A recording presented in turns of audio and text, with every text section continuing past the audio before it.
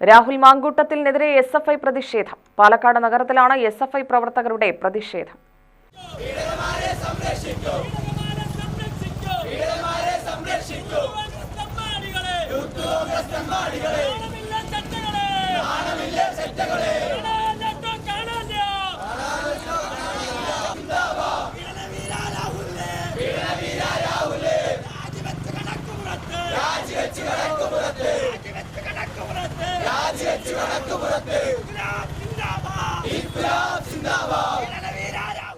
Police പുറത്തിറക്കിയ lookout നോട്ടീസിന്റെ പകർപ്പുമായാണ് SFI പ്രവർത്തകർ ആളുകളെ സമീപിച്ചത്. രാഹുലിനെ ഭയക്കണമെന്നും എവിടെ കണ്ടാലും പിടിച്ചു കൊടുക്കണമെന്നും മറ്റും പ്രവർത്തകർ ആളുകളോട് പറഞ്ഞു. പെട്ടെന്ന് അറിയിച്ചാൽ വേറെ കുറെ പെൺകുട്ടികളുടെ ജീവിതം രക്ഷപ്പെടും. അതിന്റെ ഒരു ക്യാമ്പയിനിങ് ആയിട്ട് ഇറങ്ങിയതാണ്. എവിടെയെങ്കിലും വിവരം കിട്ടിക്കഴിഞ്ഞാൽ പോലീസ് സ്റ്റേഷനിൽ നമ്മുടെ അടുത്തുള്ള പോലീസ് സ്റ്റേഷനിൽ അറിയിക്കണം. അറിയിച്ചു കഴിഞ്ഞാൽ നമ്മുടെ നാട്ടിലുള്ള അമ്മപങ്കന്മാർക്കൊക്കെ സുഖമായിട്ട് ജീവിക്കാം, അല്ലെങ്കിൽ പണി കിട്ടും. ഓക്കെ, ഒരുപാട് കേസുകളുണ്ട്, വായിച്ചു നോക്കുക, വിരലിൽ എണ്ണാവുന്നതിനേക്കാളും കൂടുതലുണ്ട്. അപ്പൊ നിങ്ങൾ നന്നായിട്ട് നിന്ന് കഴിഞ്ഞാൽ നമുക്ക് എന്ത് കേട്ടാ നല്ല രീതിക്ക് ജീവിച്ചു പോകും. രാഹുൽ മാങ്കൂട്ടത്തിനെതിരെ കേസ് എടുത്താറില്ല, ഒളിവിലാണ്. എവിടെന്നെങ്കിലും കാണുകയാണെന്നുണ്ടെങ്കിൽ പോലീസ് സ്റ്റേഷനിൽ അറിയിക്കണം. ഒളിവിലാണ്, MLA ഓഫീസൊക്കെ പൂട്ടിപ്പോയി. പാലക്കാടിനടുത്ത് കണ്ടാൽ പോലീസിനെ വിവരമറിയിക്കണമെന്നും പ്രവർത്തകർ പരിഹസിച്ചു.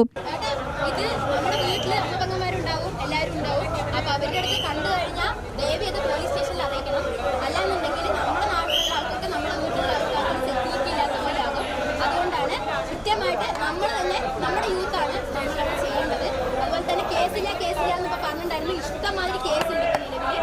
അപ്പൊ അതുകൊണ്ട് തന്നെ കൃത്യമായിട്ട് ഇയാളെ പോലീസിനെ ഏൽപ്പിക്കുക എന്നുള്ളതാണ് നമുക്ക് ചെയ്യാൻ പറ്റുക. അപ്പൊ കൂടെ നിൽക്കും. രാഹുൽ മാങ്കൂട്ടം ഒളിവിലായത് അറിഞ്ഞിട്ടുണ്ടാവുമല്ലോ, കേസുണ്ട്. എവിടെയെങ്കിലും കാണുകയാണെന്നുണ്ടെങ്കിൽ അടുത്തുള്ള പോലീസ് സ്റ്റേഷനിൽ വിവരം അറിയിക്കണം.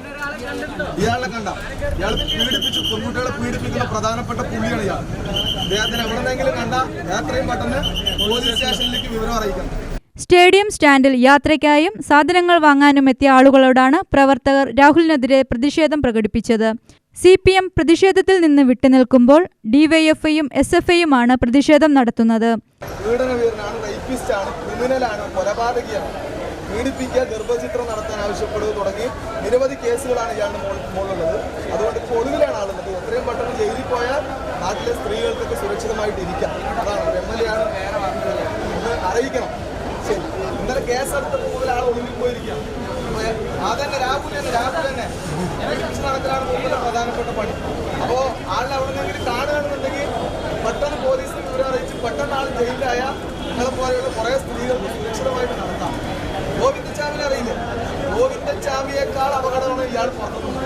ഇവിടെ MLA സ്ഥാനം കൊണ്ട് രാജിവെക്കുന്നതാണ്. രാജിവെച്ച ആ വോട്ടുകൂടെ പോകുന്ന പെൺകുട്ടികളെ കയറി പിടിക്കില്ല എന്നൊന്നും പറയാൻ പറ്റും. അതുകൊണ്ട് ജയിലിൽ പോകണം. ഇപ്പോൾ നേരത്തെ ഷാഫിക്ക, നമ്മുടെ സ്വന്തം ഷാഫിക്ക എന്താ പറഞ്ഞു, ഇതുവരെ കേസൊന്നും ഉണ്ടായിട്ടില്ലെന്ന്. അപ്പൊ മൂപ്പര് കാണാൻ വേണ്ടിയിട്ടാണ് 1, 2, 3, 4, 5, 6, 7 കേസുകളാണ് നിലവിൽ വന്നിട്ടുണ്ട്. വിശ്വാസവഞ്ചന, ബലാത്സംഗം തുടങ്ങിയിട്ടുള്ള കേസുകളാണ് വന്നിരിക്കുന്നത്. ഇത്ര കേസ് പോരെ ഒരാളെ നമുക്ക് ഇതാക്കാൻ വേണ്ടിയിട്ട്?